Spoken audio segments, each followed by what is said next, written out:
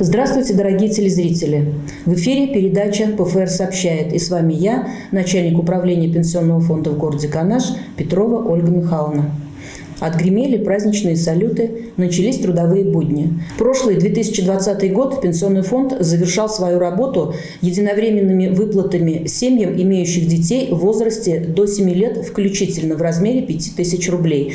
На эти цели в Чувашскую республику было направлено 590 миллионов рублей. А если в целом посмотреть по той социальной поддержке семьям, имеющих детей, которая была оказана в условиях пандемии, в общей сложности было в республику направлено 5 миллиардов рублей. 2021 год тоже будет не менее насыщенно своей работой. С 1 января уже увеличен размер пенсий неработающим пенсионерам на 6,3%. С 1 февраля повышается размер пособия на погребение. Ежемесячные денежные выплаты федеральным льготникам будет пересчитано, исходя из величины прожиточного минимума пенсионера, федеральной социальной доплаты тем пенсионерам, у кого размер пенсии и социальных выплат не превышает эту величину прожиточного минимума. С 1 апреля ожидаем повышения социальных пенсий инвалидам-участникам войны. Далее с 1 августа будет произведен перерасчет работающим пенсионерам из уплаченных страховых взносов за 2020 год. Ну и дальше посмотрим, какие выплаты у нас еще будут производиться в увеличенном размере. Об этом мы более подробно поговорим в следующих наших с вами передачах. А сейчас я хочу слово предоставить руководителю группы социальных выплат Дорничевой Светлане Николаевне. Она более подробно расскажет, какие изменения ожидают владельцев сертификата на материнский капитал, получателей ежемесячных денежных выплат и получателей федеральной социальной доплаты. Светлана Николаевна, пожалуйста, что изменилось у нас по сертификатам? Сертификаты на материнский капитал мы начали выдавать с 2007 года. За это время выдано более 10 тысяч сертификатов. Около 70% владельцев сертификатов уже полностью распорядились этими средствами. И изначальная сумма сертификата составляла 250 тысяч рублей. Пожалуйста, Светлана Николаевна. В соответствии с федеральным законом о бюджете на 2021 год, с 1 января 2021 года размер материнского семейного капитала проиндексирован на 3,7%. С 2020 года право на материнский семейный капитал имеют семьи, в которых рожден либо усыновлен первый ребенок после 1 января 2020 года. Если же в семье родился второй ребенок и семья не воспользовалась ранее правом на материнский семейный капитал, сумма по сертификату увеличивается на 155 500 рублей и в итоге составляет 639 431 рубль 83 копейки. С 1 января 2021 года сокращены сроки принятия решения по распоряжению средствами материнским семейным капиталом с 30 дней до 10 рабочих дней. При этом предусматривается, что в случае неполучения ответов на запросы территориальных органов Пенсионного фонда срок может быть продлен до 20 рабочих дней. Также сокращен срок принятия решений по выдаче сертификата с 15 до 5 рабочих дней. С 1 января 2021 года увеличен размер ежемесячной выплаты за счет средств материнского семейного капитала. Сумма по Чувашской республике составляет 9541 рубль. Напомню, что такую выплату за счет средств маткапитала имеют право получить семьи, в которых рожден второй ребенок после 1 января 2018 года, и ежемесячный доход на каждого члена семьи не превышает 20 722 рублей. С этого года также у нас появляется возможность подачи заявления без посещения территориального органа Пенсионного фонда на обучение детей, на содержание ребенка в детских дошкольных учреждениях. Отделением Пенсионного фонда по Чувашской Республике в 2020 году заключены соглашения о межведомственном взаимодействии со всеми детскими дошкольными учреждениями по Республике Чувашия, с 10 высшими учебными заведениями и 3 училищами. Это художественное училище, музыкальное училище и училище культуры.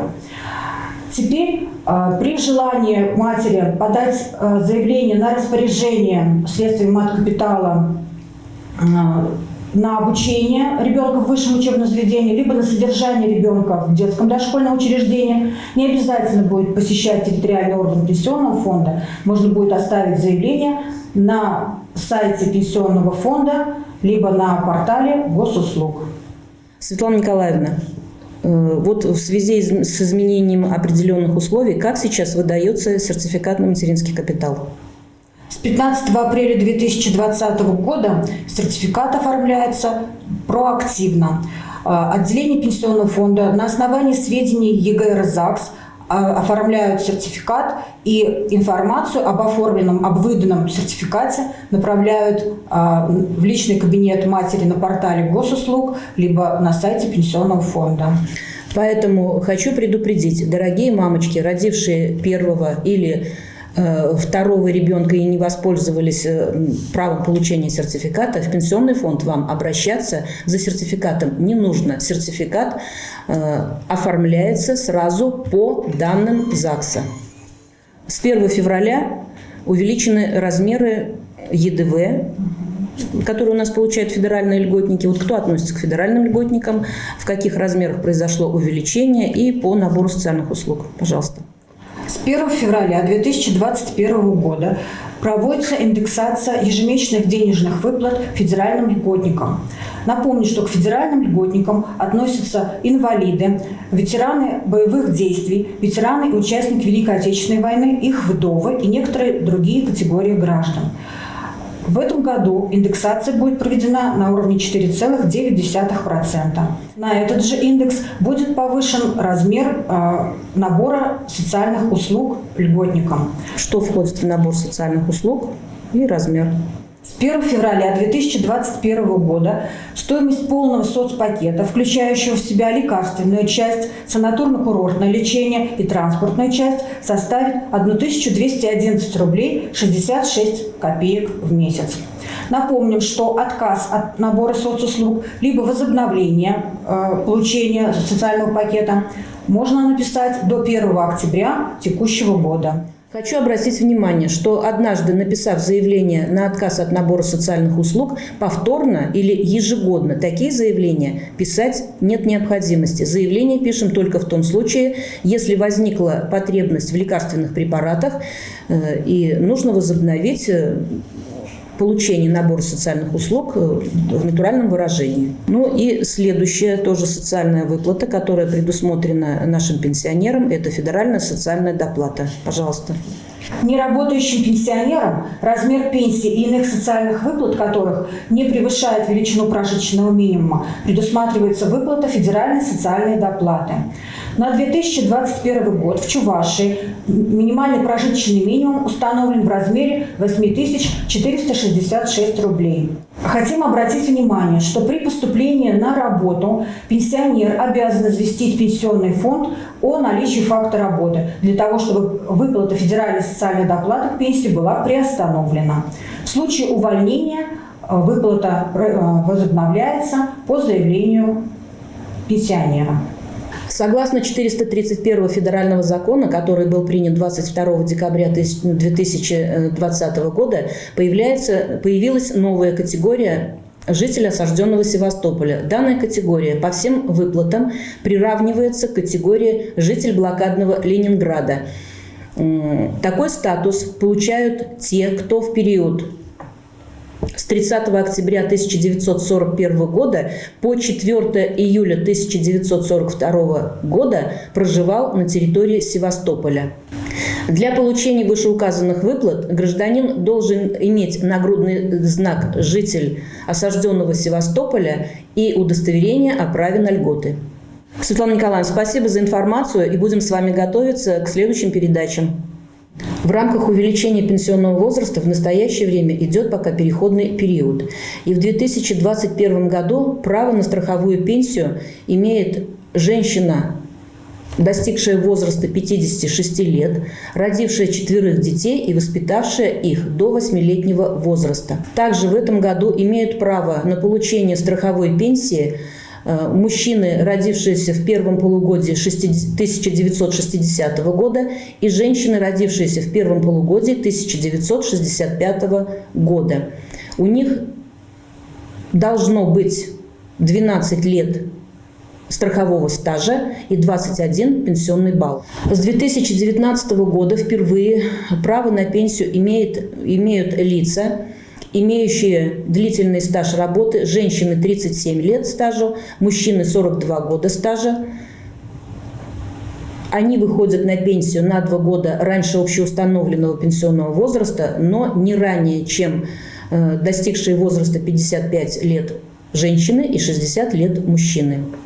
Сохранен и будет действовать прежний порядок назначения накопительной пенсии. То есть мужчины, достигшие 60-летнего возраста, женщины, достигшие 55-летнего возраста, те, кто работает на вредном производстве сразу по выработке необходимого льготного стажа, имеют право получать накопительную пенсию. Такую при наличии 12 лет страхового стажа и 21 пенсионного балла. В Чувашской республике за 2020 год было назначено 68 таких пенсий. В целом хочу сказать, что на 2021 год в республику из средств из бюджета пенсионного фонда будет направлено на выплату пенсий и на прочие социальные выплаты более 70 миллиардов рублей. С 1 января 2020 года начали действовать электронные трудовые книжки. По итогам прошлого года более 44 тысяч граждан в республике выбрали ведение трудовой деятельности в электронном варианте. В Канаше эта цифра составляет более 10 тысяч граждан. Эта работа будет проводиться и в 2021 году. Те молодые люди, кто впервые будет трудоустраиваться в текущем году, они будут иметь только электронную трудовую книжку. Нам часто поступает такой вопрос: кто может осуществлять уход за инвалидом первой группы и лицом старше 80 лет?